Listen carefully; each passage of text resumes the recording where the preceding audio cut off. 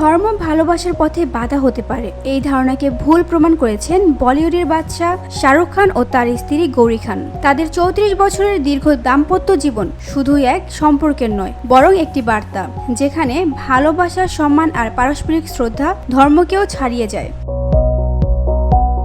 দুজন ভিন্ন ধর্মের মানুষ হলেও শাহরুখ ও গৌরীর পরিবারে বরাবরই ছিল এক অসাধারণ ভারসাম্য। বাড়িতে যেমন ধুমধাম করে গণেশ পুজো হয়, তেমনি সবাই মিলে একসঙ্গে উদযাপন করেন ঈদ। বড়দিনও বাদ যায় না খান পরিবারে। তাদের ছেলে আরিয়ান খান বরাবরই আড়ালে থাকতে পছন্দ করেন।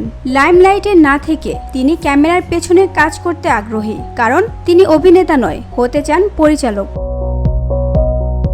আরিয়ানের ধর্ম নিয়ে বহু আলোচনা হয়েছে।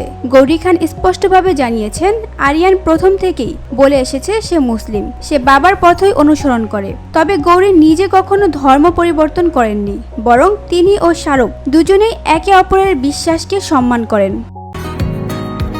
বসুন্ধরা, উত্তরা, বনশ্রী, কুড়িল ও বাড্ডা সহ রাজধানীর বিভিন্ন স্থানে অভিজাত ও অত্যাধুনিক মানের ফ্ল্যাট কেনার এক নির্ভরযোগ্য প্রতিষ্ঠান প্লেজেন্ট প্রপার্টিজ লিমিটেড।